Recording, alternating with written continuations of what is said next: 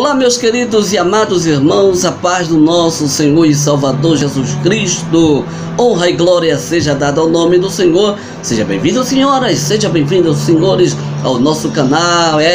Hashtag Deus no controle, e Deus está no controle da minha e da tua vida. Glória ao nome do Senhor, e por isso que eu louvo a Deus pela sua benevolência, pela sua grandeza em nossas vidas. Meus queridos irmãos, aqui é um canal onde nós falamos da palavra de Deus, porque a palavra do Senhor é ela quem nos edifica, é ela quem nos fortalece, é ela quem enriquece a gente espiritual. Isso mesmo, né? Este canal não é outra coisa a não ser para propagar a palavra de Deus, porque a palavra do Senhor é que vai nos instruir no caminho certo. Glória a Deus. Aqui não é canal de fuxico para falar de quem errou, de quem caiu, né, ou de quem vacilou na fé, mas aqui é um canal onde nós falamos da palavra de Deus, que exorta, que levanta, que doutrina, né, porque aqui é hashtag Deus no controle. Meu nome é Pastor João Carlos, e é um grande prazer de estar aqui com vocês mais este final de semana para trazer a palavra do Senhor. Hoje eu quero trazer, meus irmãos, né, falar sobre a parábola do filho pródigo. Isso mesmo, a parábola do filho pródigo. Nós vamos trazer essa parábola, falar hoje sobre a parábola do filho pródigo. Então, após a vinheta, nós vamos trazer a parábola do filho pródigo para vocês.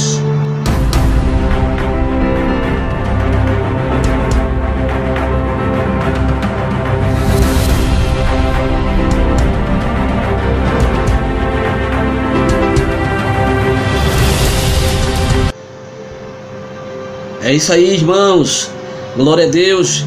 Chegamos mais um final de semana para trazermos e falarmos da palavra do nosso Senhor e Salvador Jesus Cristo. E hoje, como a parábola do filho pródigo, nós vamos tentar aqui trazer para vocês, né, irmão? Porque a parábola do filho pródigo, amado, é uma das parábolas mais conhecidas entre os cristãos, né? Essa parábola, ela está registrada apenas no Evangelho de Lucas, no Evangelho segundo escreveu São Lucas, do capítulo 15, né, e o verso de número 11 ao versículo de número 32. E nós vamos dar uma passeada e falarmos sobre esse estudo do filho pródigo, né, na parábola do filho pródigo. Então, no capítulo 15 de Lucas, temos o registro de 3 parábolas, né? Temos o registro de 3 parábolas de Jesus Cristo. E essa é o capítulo, né, da ovelha desgarrada, da dracma perdida e do filho que se foi, né? Mas também, irmãos, esse é o capítulo da ovelha que foi recuperada, da dracma que também foi encontrada e do filho que voltou. Mas ainda esse é o capítulo onde o pastor busca a ovelha, a mulher, ela procura diligentemente as suas moedas, né, suas moedas de prata, e onde o pai aguarda pacientemente o retorno do seu filho, não é verdade? Então, nós vamos aí falarmos, né, dessas 3 parábolas, ou aliás, da parábola do filho pródigo. São 3 parábolas, né? Quer dizer, a parábola da dracma perdida, a parábola da ovelha perdida e a parábola, repetindo, né, do filho pródigo. Então, essa última parábola do filho pródigo, né, dessas 3 parábolas que Jesus conta, né, talvez seja a mais conhecida de todas as parábolas que Jesus falou, né? A parábola do filho pródigo é a mais conhecida para mim. Talvez ela seja a mais conhecida entre os irmãos, né, que buscam a palavra de Deus. Aí talvez você pergunte, pastor João, o que significa filho pródigo? Há uma pergunta, né? O que significa filho pródigo? A parábola pródigo, irmão, originalmente ela transmite um sentido de extravagância, né, uma extravagância descuidada. Na aplicação original, o pródigo é aquele que age de uma forma extravagante além dos limites, né? O pródigo ele gasta, né, exageradamente, irmão, além que ele vai além do seu limite. Então é por isto que em nossos idiomas o significado pródigo pode ser tanto esbanjador, gastador, e como generoso, né? Uma pessoa que é generosa, né? Magnânimo e também abundante ao distribuir, né? Distribui abundância, né? Não tem limite naquilo que ele quer fazer. Então, o pródigo, ele tem essas referências. Então, vale dizer que o título Parábola do Filho Pródigo não foi divinamente inspirado. Isso significa que esse título ele não consta no texto original do Evangelho de Lucas, não é verdade? Porque sendo então atribuído a parábola tempos depois, que tem Bíblia que fala tempos depois, né? Em outra né, tradição. Então eu quero trazer aqui para vocês. Eu tô com duas Bíblias aqui, né? A Bíblia do Obreiro, né, que diz assim, quando fala do filho pródigo: um certo homem tinha 2 filhos. Já inicia assim, né? Tinha 2 filhos.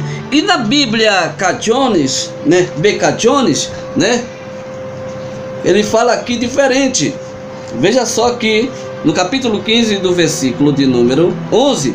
E Jesus continuou: um homem tinha 2 filhos. Veja só uma diferença. Em a Bíblia há traduções que falam diferente, que diz tempos depois, né, ao falar da parábola do filho pródigo. O título tá a parábola do filho pródigo. Aqui em B.K. Jones, B.K. Jones diz aqui diferente: a parábola do filho perdido. Então, em outras traduções, em outras Bíblias, fala aqui tempos depois. Então poderia ser um desses títulos, né, em nome de Jesus. Então, como aqui falando para vocês, que talvez esse não seja o título mais apropriado, pois a parábola do filho pródigo é muito mais sobre o pai do que sobre o filho. Não sei se vocês concordam comigo. Então, por isso este motivo é que alguns estudiosos da Bíblia, irmão, alguns estudiosos ao longo dos tempos, né, eles preferiram chamar essa parábola por outros títulos. Por exemplo, vou trazer um exemplo para vocês, né? O exemplo das parábolas, né? A parábola do pai que espera, né? A parábola do pai pródigo e o amor pródigo para o filho pródigo. Alguns estudiosos, ele trouxe alguns destes títulos, né, para eles talvez, né, poderia ser semelhante a estes títulos. Então, meus amados irmãos, o contexto da parábola do filho pródigo, vamos falar aqui o contexto da parábola do filho pródigo. Glória ao nome do Senhor Jesus Cristo. Desculpa aí, meus amados irmãos. Quando Jesus, queridos irmãos, Jesus continuou a parábola do filho pródigo, ele estava cercado por publicanos, né? Publicanos, quase que não saía, e pecadores, que se reuniram para ouvi-los. Os publicanos eram os cobradores de impostos, né, judeus, que estavam a serviço do Império Romano. Então, os publicanos eram vistos pelo povo como uma pessoa, né, traidores, que extorquiam seus próprios irmãos. Eles tinham isso dos publicanos, né? Eles achavam que os publicanos eram pessoas traidoras, né, que extorquiam seus próprios irmãos, seus próprios amigos, mas era o serviço deles. Já os pecadores, irmãos, quero trazer aqui para vocês, eram pessoas moralmente de má reputação na sociedade. E essas pessoas, meus amados, quero que vocês entendam, não possuíam um padrão de vida aprovado pelos religiosos daquela época. E por isso eles eram excluídos ou excluídas por eles, pelas pessoas da alta sociedade. Eles eram excluídos. Glória, aleluia. Então, aos judeus, irmão, era recomendado que estivessem ao máximo ter contato com essas duas classes de pessoas. Na verdade, os rabinos nem mesmo ensinavam. Os rabinos, eles não ensinavam tais pessoas, porque não eram daquela classe, né, especial para ele. Possamos entender dessa forma. No entanto, Jesus, ele fazia diferentes, né? Jesus, ele era totalmente diferente. Jesus quebrava protocolos. Jesus, ele contrariava aquela religiosidade, né, aos hipócritas. Jesus não apenas tinha contato com aquelas pessoas, mas também comiam com eles, comiam com elas. Além, ele as buscava. Jesus ia atrás. E foi assim, né, com Mateus, o publicano, né, tornou-se um discípulo dele. Quer dizer, um dos publicanos escolhido para compor o grupo dos 12 apóstolos. Olha para aí que bênção. Jesus faz assim, né, irmão? Jesus, ele faz desta forma. Ele vai no mais alta obscuridade, nas mais profundas solidões, e vai lá e traz pessoas para trabalhar no meio dos grandes. Jesus não faz acepção de pessoa. Está aí a razão da forma, o porquê Jesus veio a este mundo, para trazer, para quebrar, feito meu pastor presidente diz, para quebrar protocolos. Aleluia. Ele vai buscar aqueles que estavam perdidos. E você veja aí, Mateus se tornou-se um dos seus 12 apóstolos, para compor os 12. Mateus estava lá. Enquanto isso, os grandes religiosos da época não faziam isso. Então, esse tipo de comportamento escandalizava os fariseus que Jesus fazia, né? Os doutores da lei, eles ficavam indignados, frequentemente questionavam Jesus acerca disto. Se você vê no capítulo 15 do Evangelho de Lucas, foi uma das ocasiões que trouxe questionamento entre os religiosos da época, entre os doutores, os rabinos. Os rabinos da época, irmão, eles concordavam que Deus recebia o pecador, né? Um pecador arrependido, mas eles não compreendiam que é o próprio Deus que busca tais pecadores. Oh, aleluia! Glória ao nome do Senhor. Há quantas pessoas, irmão, que estão nos mais altas cadeiras das igrejas, nos seus púlpitos, aleluia, com seus melhores ternos, com as suas melhores roupas, mas não sabe o sentido de ganhar vida para Jesus. Aleluia. Sabe que o pecador arrependido chega a Deus, mas eles, muitas vezes, você não sabe que é Deus quem vai buscar os perdidos. Aleluia. Glória ao nome do Senhor. Jesus, irmão, o nosso Jesus, ele respondeu àqueles religiosos, né, contando 3 parábolas, né? 3 parábolas, entre elas a parábola do filho pródigo. Aleluia. As 3 parábolas, irmão, negavelmente transmitem uma mensagem central: o extraordinário amor de Deus pelos perdidos. Essa é a mensagem central: o amor de Deus entre as pessoas perdidas. Esse certamente é o ensinamento principal da parábola do filho pródigo. Aleluia! O amor de Deus é o centro da mensagem do filho pródigo. A explicação e significado da parábola do filho pródigo, ou do filho esbanjador, ou do filho gastador, queira como você entender, que fala sobre a parábola do filho pródigo, né? Então essa parábola do filho pródigo, ela é muito rica em detalhes, de forma que grandes sermões já foram pregados de perspectivas diferentes. Isso mesmo.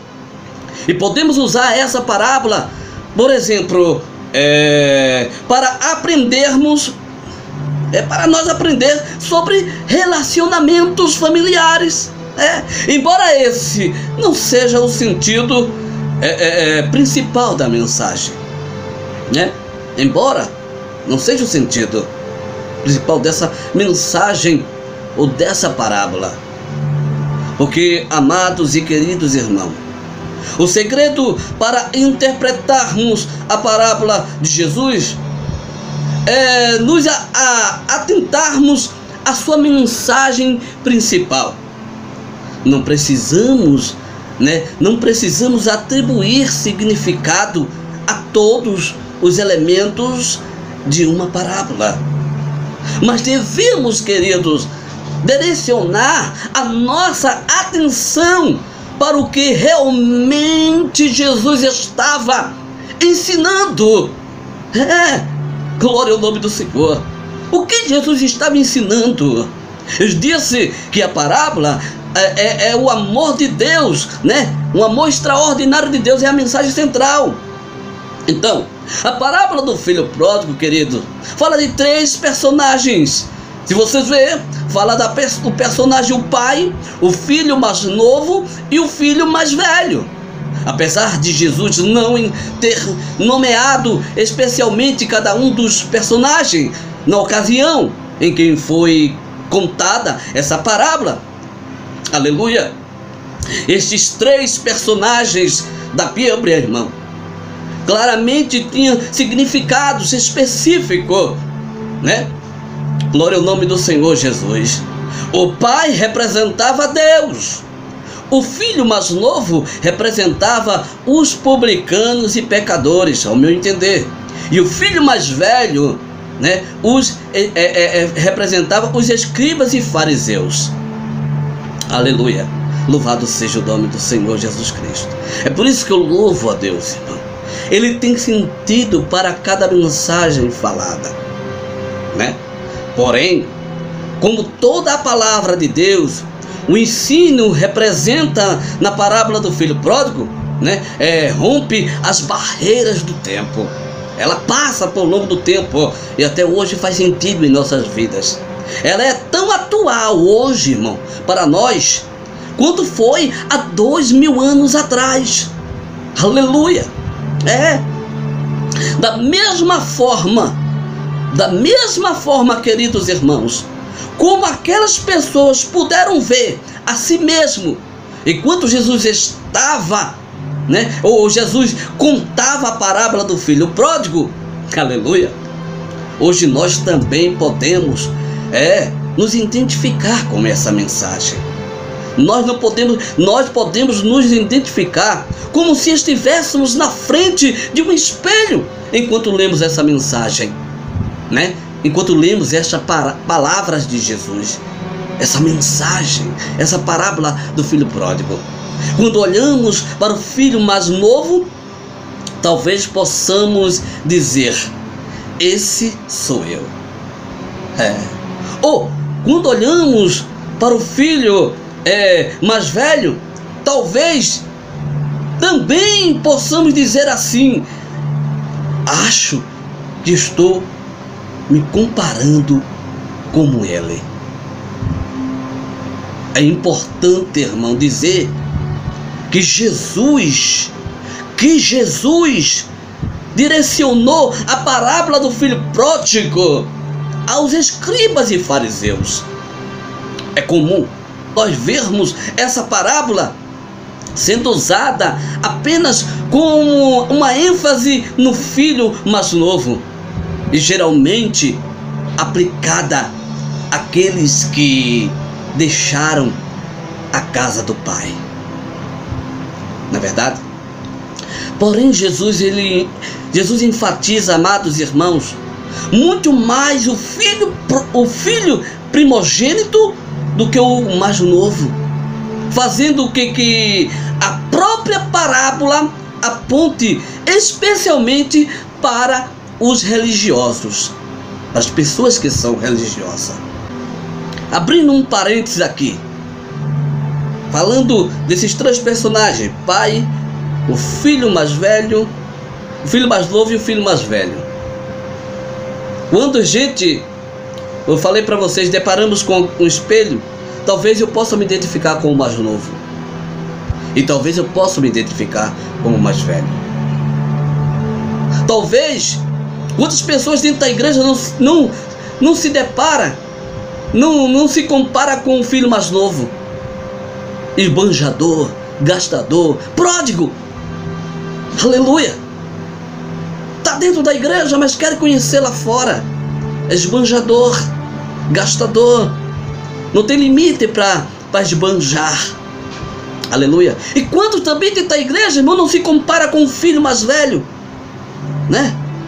Que tem ciúme, que não quer abraçar, que não está satisfeito com o retorno do irmão. Aleluia! E quantos também dentro da igreja não está que nem os publicanos e os religiosos? Estão sentados nas cadeiras dos seus púlpitos. Aleluia! Até às vezes na nave da igreja. Quantos membros dentro da igreja não estão nessa qualidade de publicanos e religiosos? Não está satisfeito do que Deus está fazendo no meio da igreja. Quando Deus traz para dentro da igreja aquele que se afastou, aquele que saiu da presença dele, traz de volta, que Jesus vai atrás dele.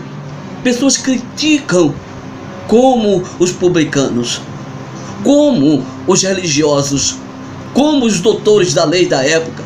Quantos dentro não questionam a chamada de Deus na vida de alguém, porque se desviou? E muitas vezes nós não colocamos no lugar de Deus. É isso mesmo, nós não se deparamos como Deus. Não que nós somos Deus, aleluia. Mas quantos dentro da igreja não estão como os publicanos, doutores da lei?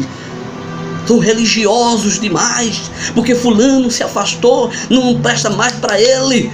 Que é isso? Aleluia. Você que muitas vezes se coloca no lugar do mais velho, aleluia, não está satisfeito porque o irmão ou a irmã retornou para a igreja.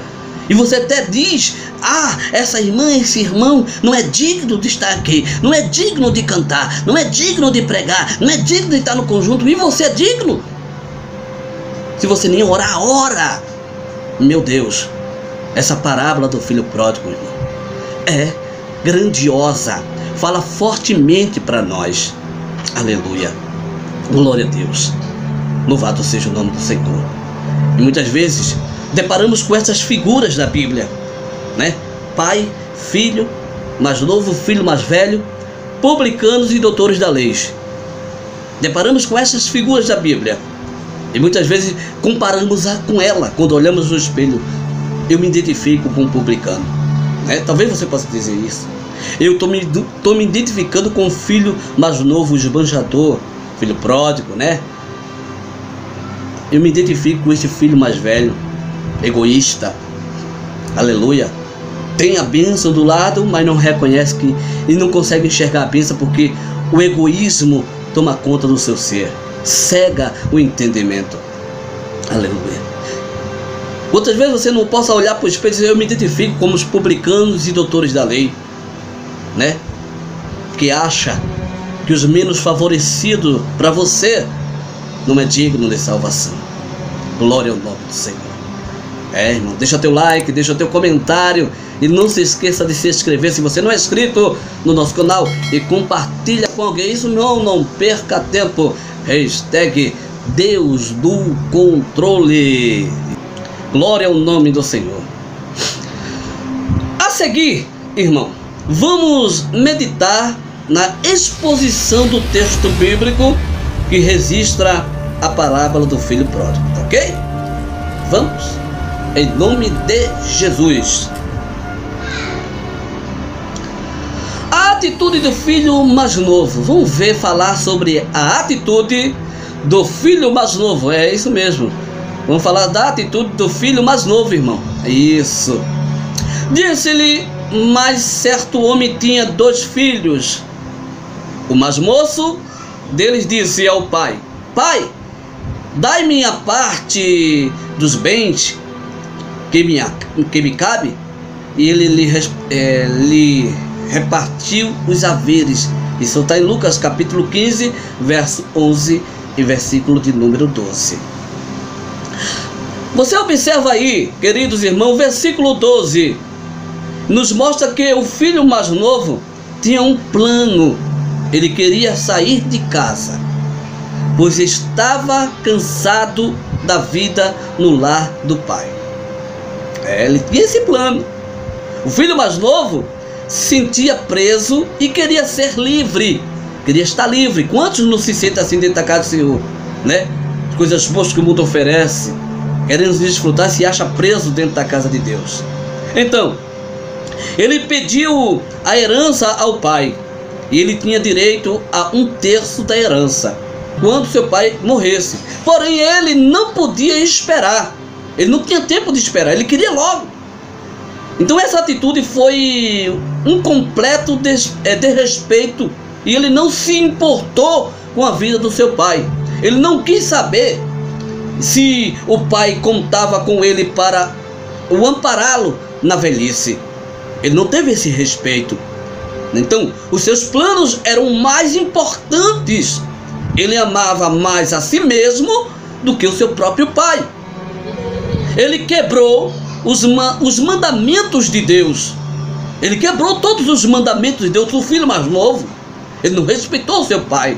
Seu pai esperava que ele o amparasse na velhice, mas ele tinha pressa com os seus planos.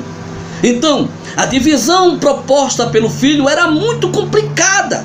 Alguns estudiosos, irmão, entendem que pela antecipação ele recebeu 9 parte ao invés de 1/3 a qual tinha direito, né? Bem, sobre isso nada sabemos, mas seja como for, queridos, mas seja como for, o fato é que tal perdido ou tal pedido gerou problemas.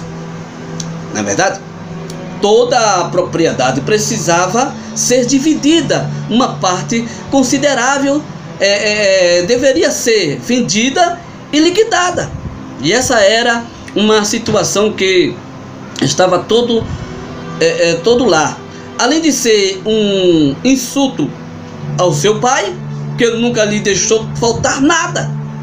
Então, o plano do filho pródigo, irmão, né? O plano deste filho, né, irresponsável, né? Esse filho pródigo, esse esbanjador, né? Passado não muitos dias, o filho mais moço, ajuntando tudo o que era seu, partiu para uma terra distante e lá dissipou todos os seus bens, vivendo dissolutamente, né?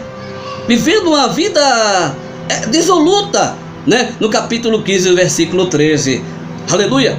Aí se nós olharmos no versículo 13 deste capítulo 15 de Lucas, encontramos o filho mais novo saindo de casa, saindo de sua terra, com liberdade e recurso para viajar, né? Para viajar no mundo. Ele estava com recurso demais, né? Estava alegre, ia desfrutar das coisas mundanas. Ele poderia ir para a Ásia Menor, ao norte, ao Egito, e a África ao sul, ou Babilônia, ao leste da Grécia, ou Itália, ou a oeste.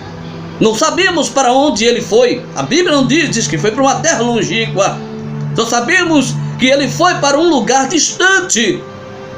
Ele se afastou ao máximo que pôde da casa do pai. Olha para aí, será que ele estava querendo ficar distante do pai, irmão? Ele se afastou ao máximo. Essa atitude, irmão, a sua atitude do filho pródigo foi completamente inconsequente.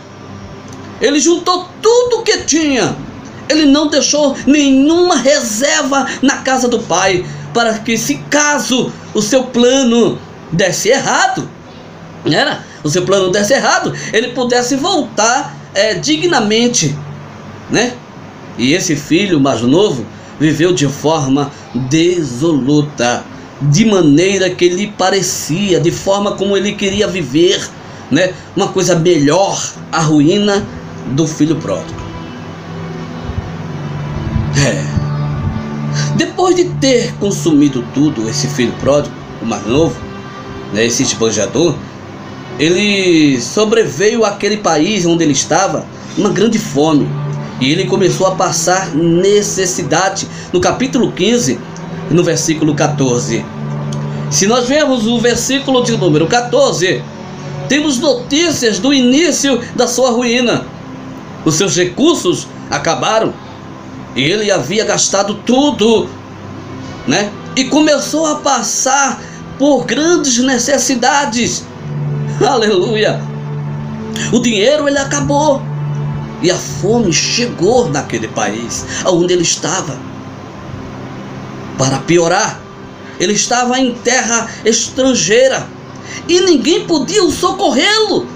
Não tinha mais amigos ao seu lado, não tinha mais, status, não tinha mais herança. O desejo mundano é passageiro, querido, é ilusão, é ilusório. Ele leva embora a alegria, ele arruína a vida, ele traz solidão. Aleluia! Então, o filho pródigo, o esbanjador, ele foi e se agregou a um dos cidadãos daquela cidade, daquela terra, E este mandou para os seus campos. Aleluia! O único emprego que eu tenho para ti é para tu alimentar os meus porcos. Tu queres guardar porcos? No versículo 15.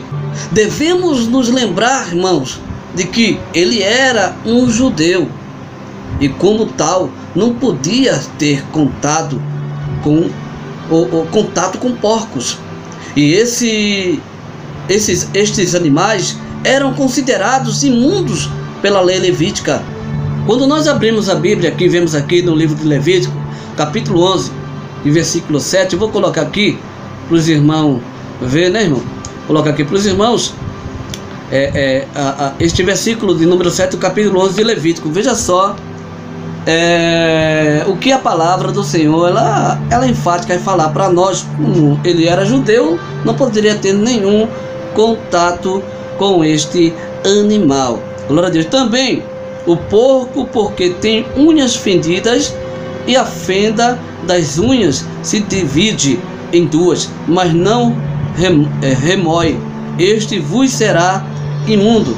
O Senhor tratava, e este animal era imundo. Então, como ele era judeu, ele não poderia de forma alguma ter contato com esse animal. Então ele chegou ao mais baixo, vamos dizer assim, a uma situação muito difícil, por causa de uma escolha dele, Ele queria conhecer o mundo.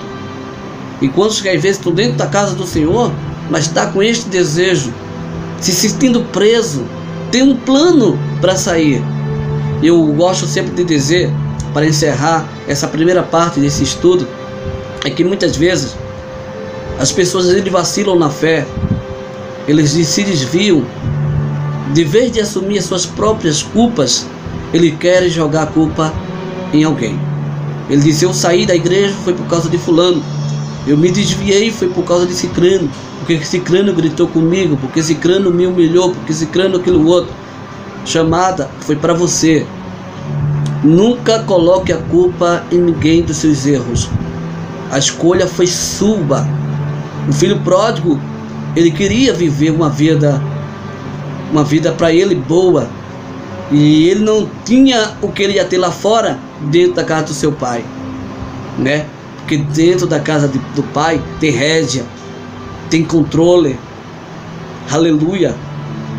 E ao mesmo tempo ele é livre. Aleluia. Glória a Deus.